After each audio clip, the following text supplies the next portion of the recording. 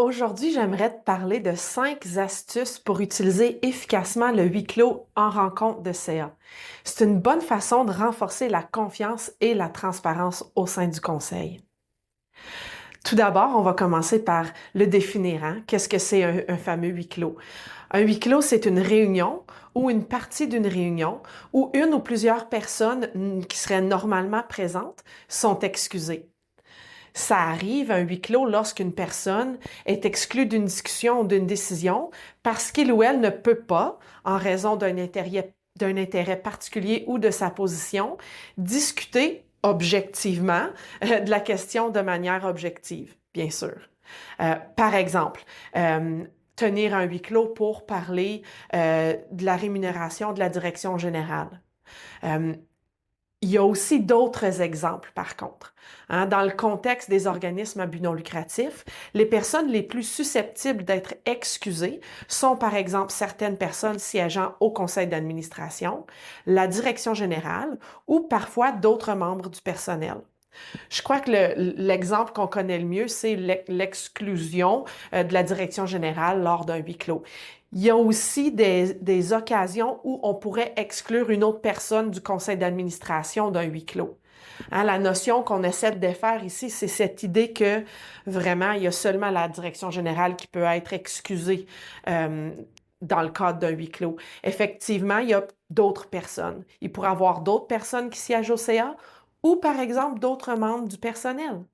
Je vous donne comme exemple une direction des finances, peut-être qui a l'habitude de participer aux rencontres du conseil, notamment pour présenter des rapports financiers et autres. Right?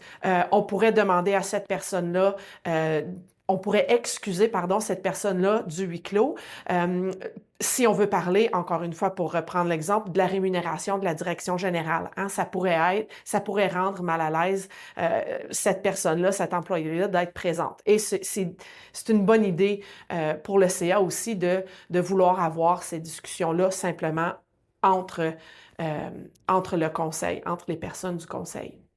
Un autre exemple d'un membre du personnel qui pourrait être exclu d'un huis clos, par exemple, les organisations où la secrétaire de gouvernance, le ou la secrétaire de gouvernance, est peut-être un membre du personnel. On pourrait, par exemple, lors d'un huis clos, vouloir excuser cette personne-là pour pouvoir discuter de certaines questions ou d'adresser certains enjeux. Donc, pourquoi le huis clos est-il utile? Bien, il permet d'abord d'adresser des sujets délicats ou confidentiels, hein, en toute transparence au sein de la table du conseil. Ça offre un espace de discussion, le huis clos, plus intime où les administrateurs et les administratrices peuvent s'exprimer librement. C'est aussi un bon moment pour renforcer la cohésion et la confiance au sein du conseil, sans influencer ou mettre mal à l'aise.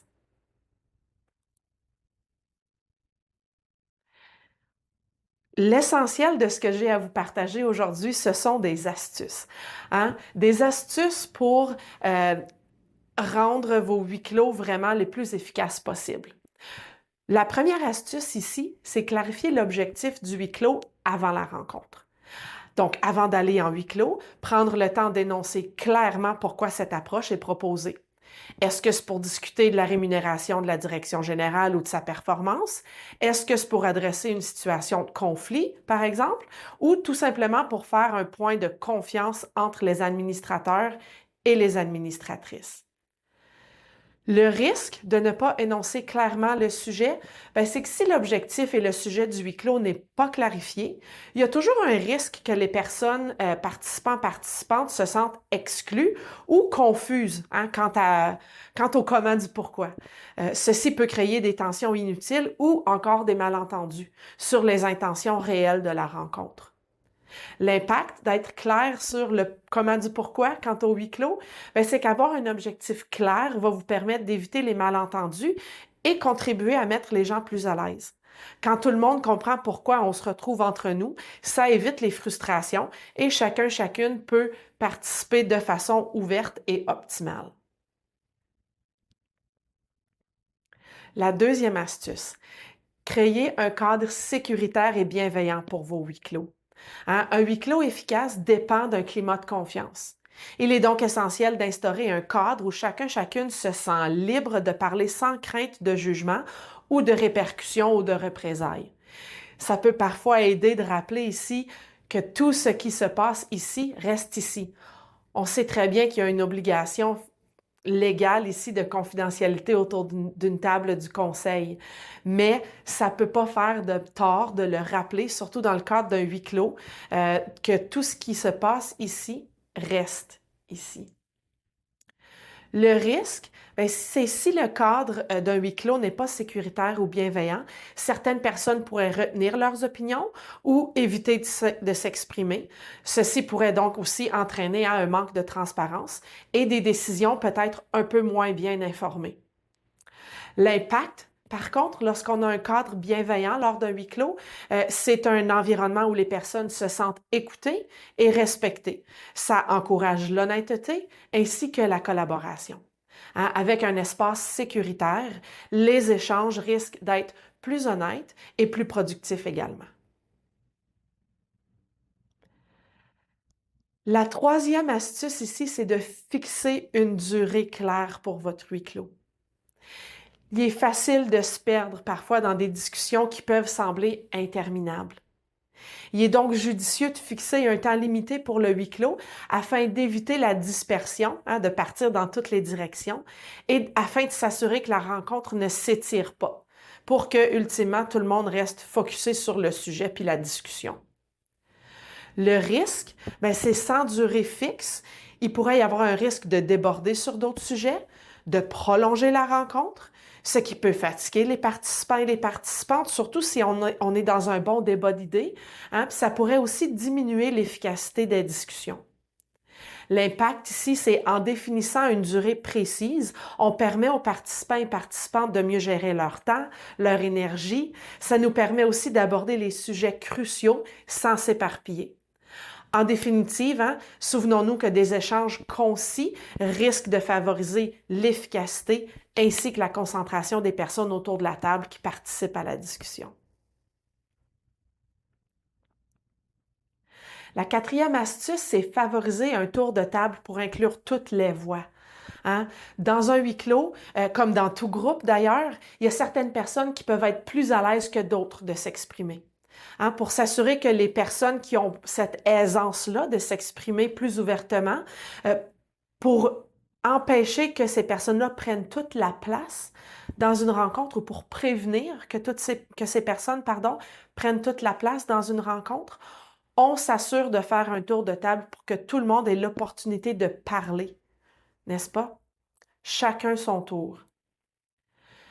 Si on ne fait pas ça, hein, sans tour de table, comme je vous le disais tout à l'heure, les voix les plus discrètes pourraient être ignorées ou on pourrait tout simplement les oublier. Pas par malvoulance, mais tout simplement parce qu'on a, je crois, tous et toutes tendance à donner plus d'importance à la personne qui parle le plus fort. C'est un peu ça ici envers lequel je vous mets en garde. Hein? Donc, assurons-nous que les voix les plus discrètes sont entendues également. Hein? Le risque de ne pas le faire, mais c'est que ça peut mener à des décisions moins inclusives et à une vision incomplète des enjeux, ultimement. L'impact d'un tour de table et de donner la chance à toutes les personnes de s'exprimer, c'est d'avoir dans un premier temps une vision plus juste de la situation, hein, car chaque point de vue est pris en compte. C'est aussi l'occasion, bien sûr, de donner la chance à chacune de s'exprimer et de contribuer, bien sûr, à la discussion et à la réflexion, et ultimement à la prise de décision également. Et finalement, la cinquième astuce que j'aimerais vous donner ici aujourd'hui, c'est d'assurer un suivi clair des décisions qui sont prises. Donc, après le huis clos, hein, s'assurer de bien noter les décisions ou les conclusions et de prévoir un suivi. Donc, même si la discussion somme toute, reste confidentielle, le conseil doit quand même avoir une trace des actions à entreprendre. Je fais donc un petit parallèle ici. Les huis clos doivent faire l'objet d'un procès-verbal, pareil comme le reste des rencontres du conseil et des comités. Ça va nous permettre, entre autres, de documenter la décision, hein, documenter la diligence et d'assurer le suivi également. Le risque, bien sûr, c'est sans suivi sur les décisions prises en huis clos, il y a certaines choses qui pourraient être oubliées. Ça peut mener à un manque de responsabilité, un manque de prise en charge et peut-être même un manque de confiance au sein du conseil ou parfois même un manque de confiance entre le conseil et la direction, si le sujet du huis clos touchait la direction générale, bien sûr. L'impact, hein, c'est qu'un suivi concret renforce la crédibilité. Cela permet au conseil de rester cohérent et transparent dans ses démarches, tout en renforçant la confiance au sein de l'équipe. Donc, je vous souhaite des bonnes discussions et des bons huis clos bien structurés qui renforcent à la fois la transparence ainsi que l'efficacité.